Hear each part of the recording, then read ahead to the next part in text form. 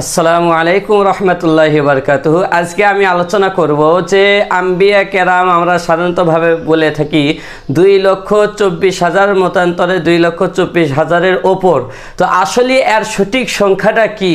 তো নবীগণের মধ্যে সর্বপ্রথম হলেন হযরত আদম আলাইহিস সালাম এবং সর্বশেষ নবী ও রসুল হলেন খাতামুন নবিয়্যিন হযরত মুহাম্মদ মুস্তাফা সাল্লাল্লাহু আলাইহি ওয়াসাল্লাম। তো তার মাধ্যমেই আল্লাহ তাআলা নবুয়ত এবং রিসালাতের ধারাবাহিকতা সমাপ্ত করেছেন। তো তারপরে আর কোনো নতুন নবী বা নতুন রসুল নেই। তো এই দুইজন এবং এদের মধ্যে আরও যত রসুল নবী আগমন করেছেন তাদের সবার প্রতি আমাদের ঈমান রয়েছে।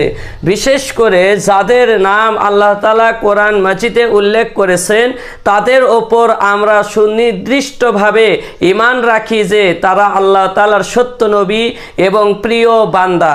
যাদের নাম ও ঘটনা কোরআন কারিমে আসেনি আমরা তাদের সম্পর্কে নাম পরিচয়ে সুনির্দিষ্টতা ছাড়াই ঈমান রাখি। আমানতু বিল্লাহি ওয়া মালাইকাতিহি ওয়া কুতুবিহি ওয়া রুসুলিহি, যে আমরা ঈমান রাখি আল্লাহ তাআলার ওপর, তার ফেরেশতাগণের ওপর এবং তার কিতাব সমূহের ওপর, তার রসুলগণের ওপর। যত আম্বিয়া কেরাম দুনিয়াতে আগমন করেছেন প্রত্যেক আম্বিয়া কেরামের ওপরে আমরা ঈমান আনয়ন করলাম। কিন্তু প্রশ্ন এই যে হযরত আদম আলাইহিস সালাম থেকে নিয়ে আখিরি নবী হযরত মুহাম্মদ মুস্তাফা সাল্লাল্লাহু আলাইহি ওয়াসাল্লাম পর্যন্ত সর্বমোট কতজন নবী এসেছিলেন আসলে এর সংখ্যা জানা অপরিহার্য নয়। এটা কোনো জরুরি বিষয় নয় যে আমাদেরকে জানতেই হবে কত আম্বিয়া কেরাম সালাম দুনিয়াতে আগমন করেছেন। তো তাছাড়া এই প্রসঙ্গে রিওয়ায়াতের বিভিন্ন ধরন আছে।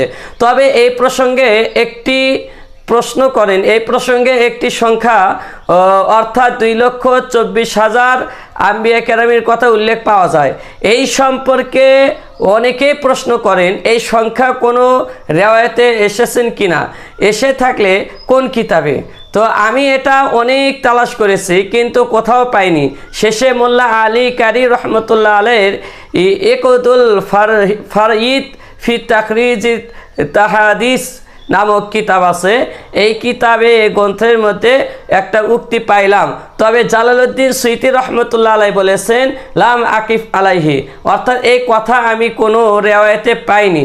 তো মোট কথা বোঝা গেল আমরা 2,24,000 আম্বিয়া কেরামের যে উক্তি দিয়ে থাকি যে এতগুলো আম্বিয়া কেরাম দুনিয়াতে আগমন করেছেন, এটা একটা ধারণা মাত্র।